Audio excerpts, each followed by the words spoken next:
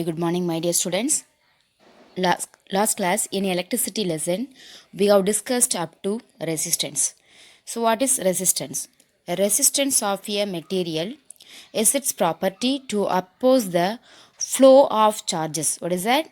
To oppose the flow of charges, and hence the passage of current through it is different for different materials. So, this what resistance. Okay, students.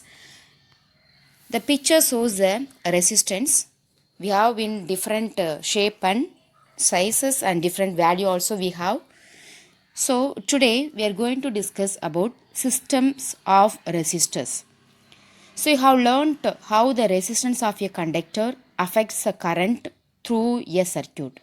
You have also studied the case of simple circuit containing a single resistor. So we have three types of circuit, students. In simple circuit, a single resistance can be connected. Now in practice, you may encounter a complicated circuit which uses a combination of many resistors. Okay, students. So these combinations of resistors is known as system of resistors or grouping of resistors. Resistors can be connected in various combinations. The two basic methods of joining resistors together are resistors connected in series, that is resistors in series, and resistors in parallel, that is resistors connected in parallel. So let me discuss about resistors in series. A series circuit connects the components one after the other to form a single loop. A series circuit has only one loop through which current can pass. If the circuit is interrupted at any point in the loop, no current can pass through the circuit and hence no electric appliances connected in circuit. So keep in your mind, students. So no electric appliances connected in the series circuit. Series circuits are commonly used devices such as flashlights. Thus, if resistors are connected end to end so that the same current passes through each of them. So what happens in series circuit? Current will be same, current flow will be same.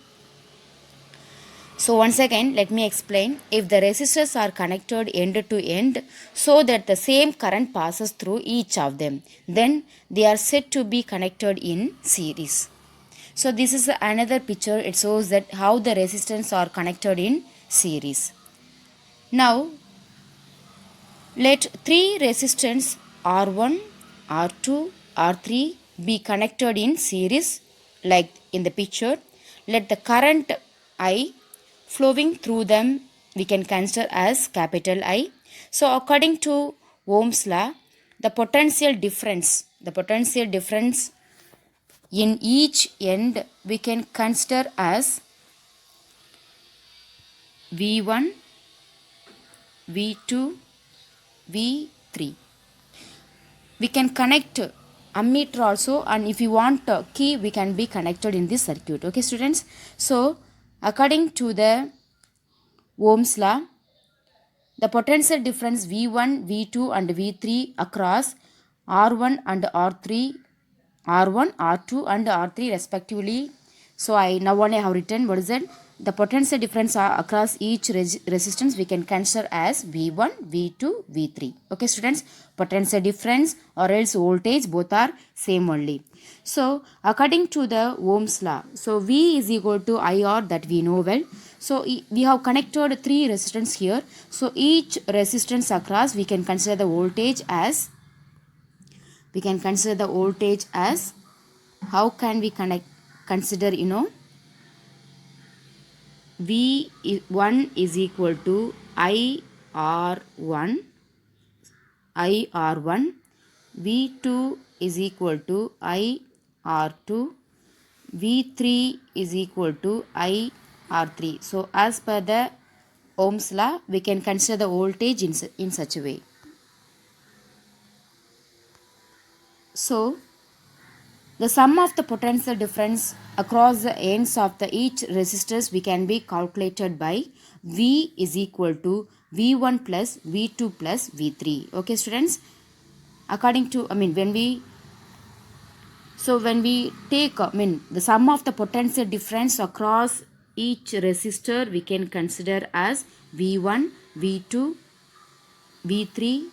Just we can, when we add all together we are getting equivalent voltage. Okay, students? So next one, so whatever the values here we have for the V1 and V2 and V3, we can substitute in this formula. In this formula we can substitute. So after the substitution we are getting V is equal to IR1 plus IR2 plus IR3.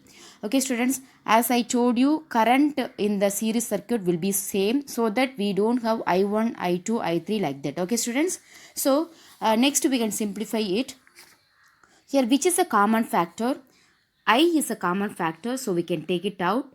So listen here, I is a common factor, we can take it out, and R1 plus R2 plus R3 is in the bracket. Okay, students? So these R1 and R2 we can consider as effective resistance or else RS. That is resistance, effective resistance in series. We can take it as RS. So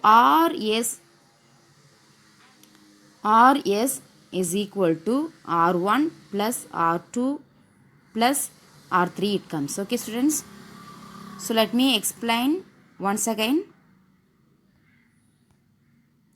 Let me explain once again. So what I said, RF is a effective resistance. So effective resistance in series we can consider as RS also. So which is nothing but R1 plus R2 plus R3. R1 plus R2 plus R3. So RS, when we connect, so you can understand that when a number of resistors are connected in series, their equivalent resistance or effective resistance is equal to the sum of the individual resistance. When n resistors, when we consider n is the number of resistors, so we can connect more number of resistance. So simply we can consider as n stands for number of resistance. Okay, so when n resistors of equal resistance are connected in series, the equivalent resistance is NR. So that N stands for number of resistance. For example, we can connect more number of resistance. When you connect to 5 number of resistance, we can consider as R1 plus R2 plus R3 plus R4 plus R5. So according to the number of resistance, that will be different. R1 plus R2 plus R3 plus R4 plus R5. When we connected a 5 number of resistance, the formula we can modify in such a way. So RS is equal to NR. We can consider as RS is equal to NR. So as I said, RS is equal to NR. Now only I told you.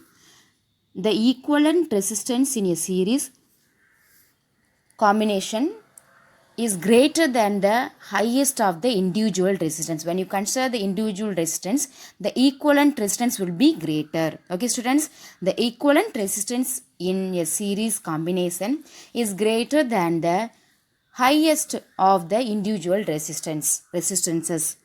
Okay, students, so I hope you all understood about resistance in series combination. So this is also again the same way.